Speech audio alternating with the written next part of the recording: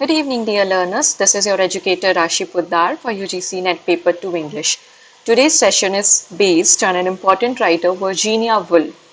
In 27th June English UGC NET paper, direct questions were seen from her and her works. She is a very important writer and I am sure you will love reading her. Questions were very simple from her. Direct questions आए थे इनके इनके works को identify करना था आपको. इधर इनके वर्क्स इन्होंने स्टेटमेंट क्या दिया है वुमेन्स के बारे में, इक्वालिटी के बारे में, you have to identify that. Normal questions आए थे इनके वर्क से which was expected from NET. Come on, like she is an important writer, she is the important writer I should say. So इनसे questions थे. इनके बारे में हम लोग देखना स्टार्ट करते. To introduce her, she was born in 1882. She is a British modernist author of the 20th century and she is a pioneer of the stream of consciousness technique. Stream of consciousness technique जो है वो start इन्होंने नहीं किया था, but she is a pioneer. She has extensively written on using the technique, stream of consciousness technique. Stream of consciousness is a technique in which the free flow thoughts of the characters or the narrator are explored. आप उसमें उनके present के scenario को, present में वो रहते हैं, present time चल रहा होता है, the setting is of present time, वो कुछ उनका डेली लाइफ जैसे चल रहा है वैसे चल रहा होता है. And through life they think about some events from their past, then they think about everything about that, and that is stream of consciousness technique. She was the founding member of the influential Bloomsberry group, and with her husband, she married another literary figure, Leonard Woolf. So with her husband, she established Hogarth Press in 1917. All these points are important from net perspective. She was born in 1882, ये याद रखना है. Then she is a modernist writer of the 20th century, ये याद रखना है. Stream of consciousness technique का use करती हैं. डायरेक्ट क्वेश्चंस बना हुआ है नेट में कि आपको आइडेंटिफाई करना है उन राइटर्स को जो स्ट्रीम ऑफ कॉन्शियसनेस टेक्निक का यूज करते हैं, who are related to this particular technique. Direct questions have been formed from her.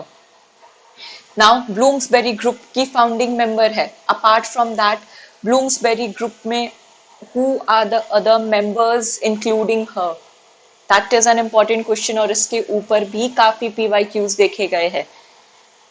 And ये होगार्थ प्रेस 1917 में स्टैब्लिश करती हैं. This is also an important point. इस स्लाइड में एज आई वाज सेइंग हम लोग मेंबर्स ऑफ ब्लूम्सबेरी ग्रुप एक बार देख लेते हैं. We have Virginia Woolf, Leonard Woolf, Vanessa Bell, Clive Bell, E.M. Forster, Lytton Strachey, Roger Fry, John Maynard Keynes. ये सारे members है. These are the important members which you need to learn at any cost. Multiple time movement से question बनते हुए देखे गए हैं. अभी जो हमारा recent पेपर हुआ है 27th जून में, उसमें जॉर्जियन पोएट्स को लेके क्वेश्चन था. Identify the members of the Georgian poet. उसके पहले Bloomsbury group, pre Raphaelite brotherhood, metaphysical poets, black African Dalit writers का ब्लैक पैंथर मूवमेंट से एसोसिएटेड कौन है. Multiple time movement and group is a kind of question जिससे बनता ही बनता है. It is a kind of topic जिससे क्वेश्चंस आएंगे ही आएंगे.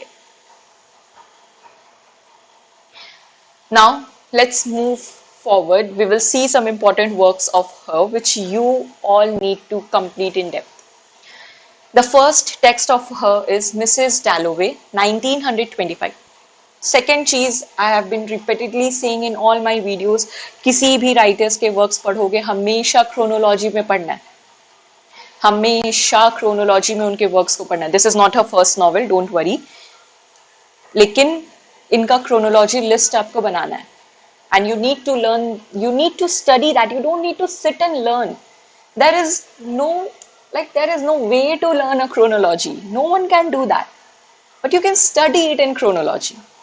So इनका जो वर्क है वो मिसेस डैलोवे, जो 1925 में पब्लिश होता है। इसमें इन्होंने extensively stream of consciousness technique को यूज किया है। सोशल कॉन्स्ट्रेंट्स को एक्सप्लोर करती हैं, सोसाइटी के बारे में, how society is working.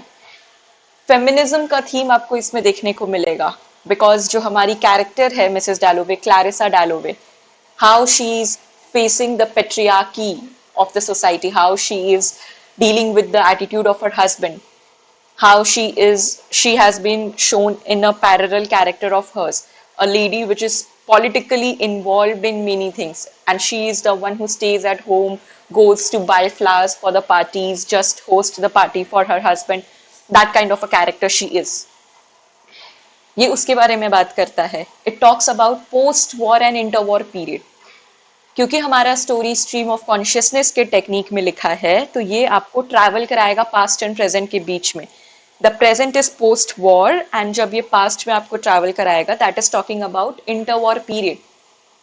It explores the psyche of characters, different characters. जैसे ही कैरेक्टर्स में शिफ्ट हो गए आपका स्ट्रीम ऑफ कॉन्शियसनेस टेक्निक देखने को मिलेगा, and we will travel to that characters thought, which is a free flow thought. There are no changes done in that. So we explore the psyche of characters here. Main character is Clarissa Dalloway, and इनके husband का नाम था Richard Dalloway.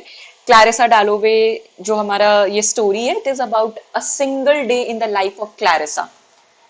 हमारा story जब start होता है, वो start भी Clarissa के introduction से ही होता है, that she is going to buy flowers for the party that she needs to host today evening for her husband's political engagement.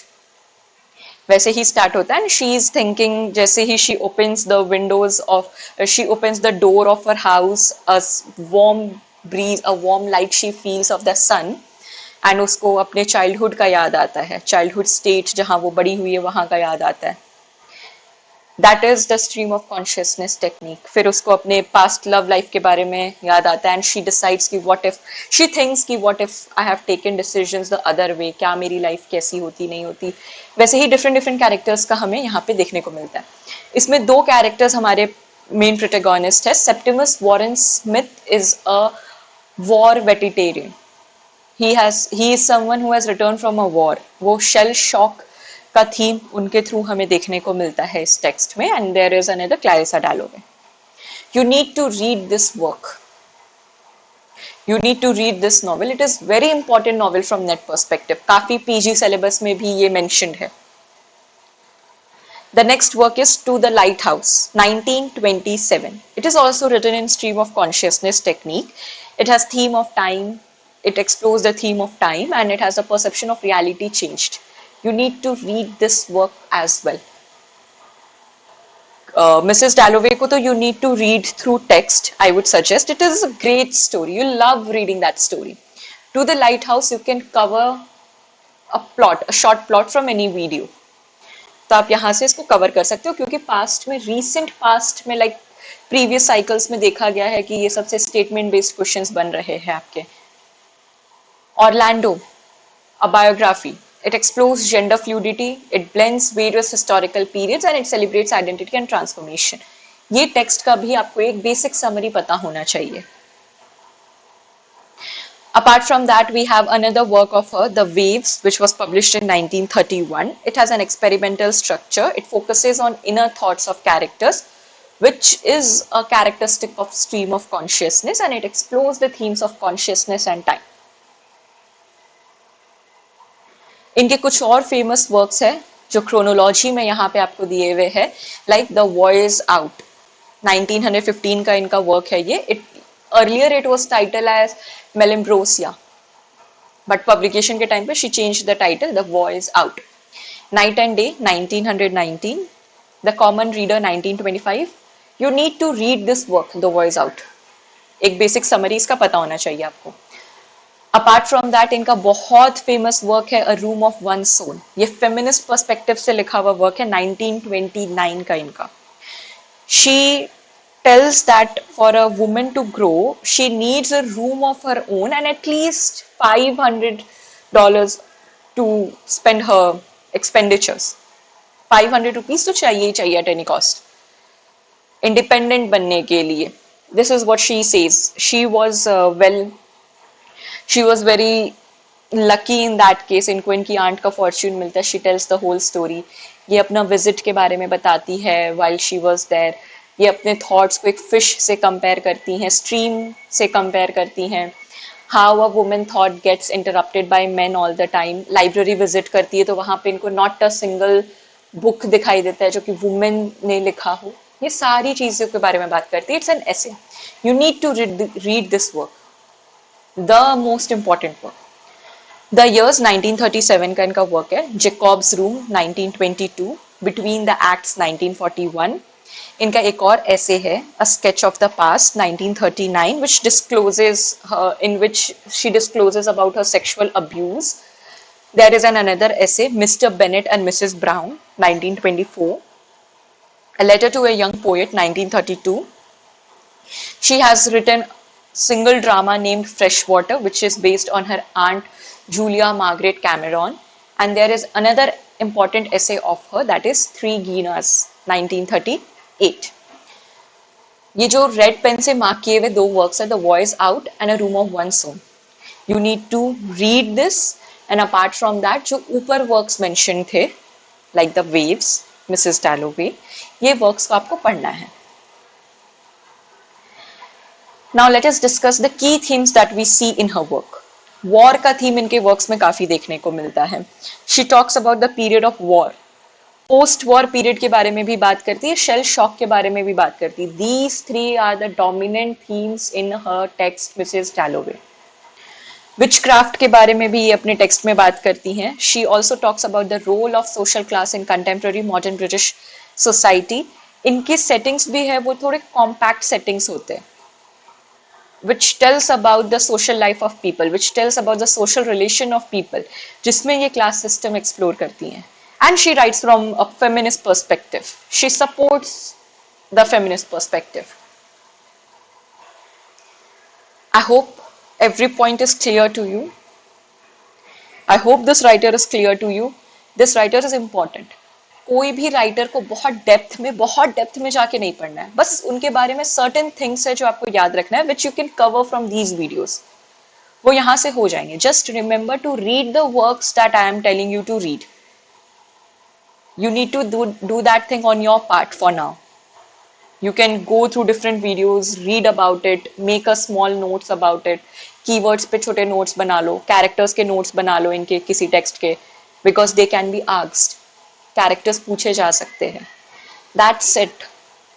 And I guarantee you कि अगर आप कोई भी text पढ़ रहे हो तो you will remember the plot summary. There are no chances कि if you have read something you can forget the story about it.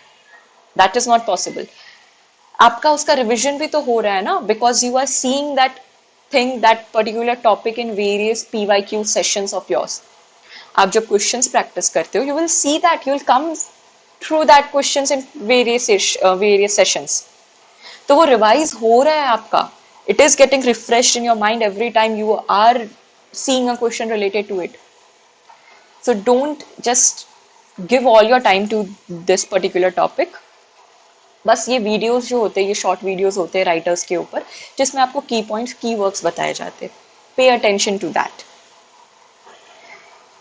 I hope the session was very insightful for you. Now I would like to end my session here. Have a lovely day learners.